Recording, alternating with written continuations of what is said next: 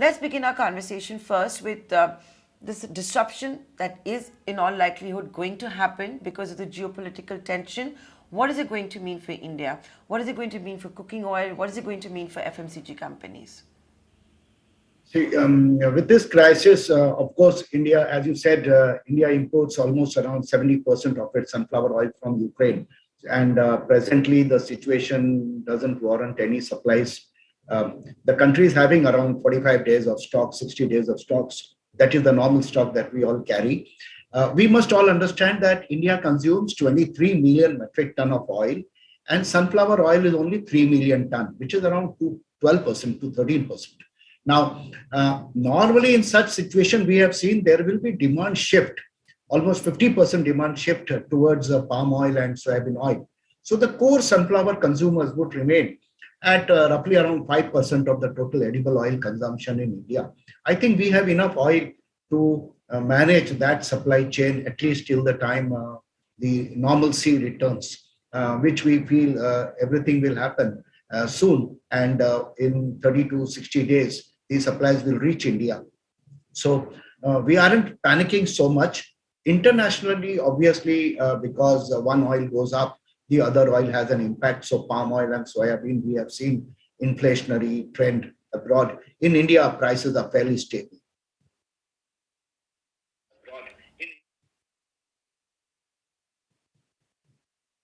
So, Mr. Mallick, you're saying that there is usually a 45-day buffer where there is inventory, so there is no need to panic as yet. I was also reading that nearly 350,000 tons worth of shipment of sunflower oil is likely to be impacted immediately. So, after the 45-day inventory, what next? Are you also anticipating maybe prices will go up?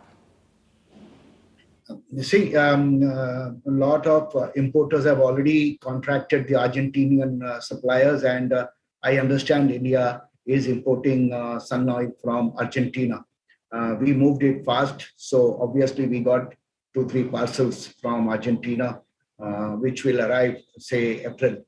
Now, overall, whatever we have seen is that whenever such crisis happens, whether in terms of pricing or availability, consumers shift their oil to the nearest compatible oil. Say in Maharashtra, Karnataka, if they shift to soybean oil because that is another preferred oil there.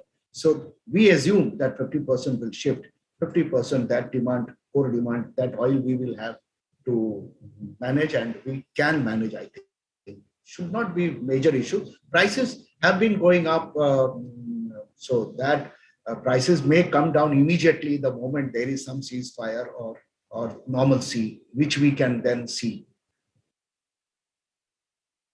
For edible oil, you also impact the maximum from Ukraine. So as of now, can you take us through what kind of inventory you're currently sitting on and how long it's going to last? Because you're not unduly worried about the situation at present.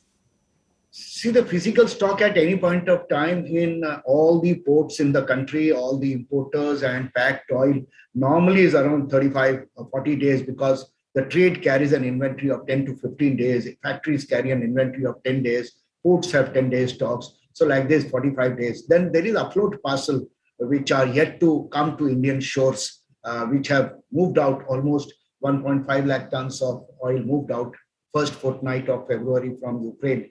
That has not reached India. That will reach. Argentina stocks are afloat. That will reach.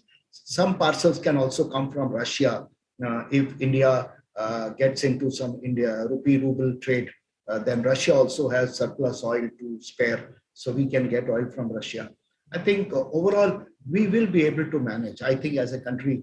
Plus, mustard oil is a very big crop that is coming from March, which will bring at least 1 million ton extra oil in the system. So overall, things looks to be okay as of now. I don't think we should panic so much. So, Mr. Mallick, you spoke about mustard oil.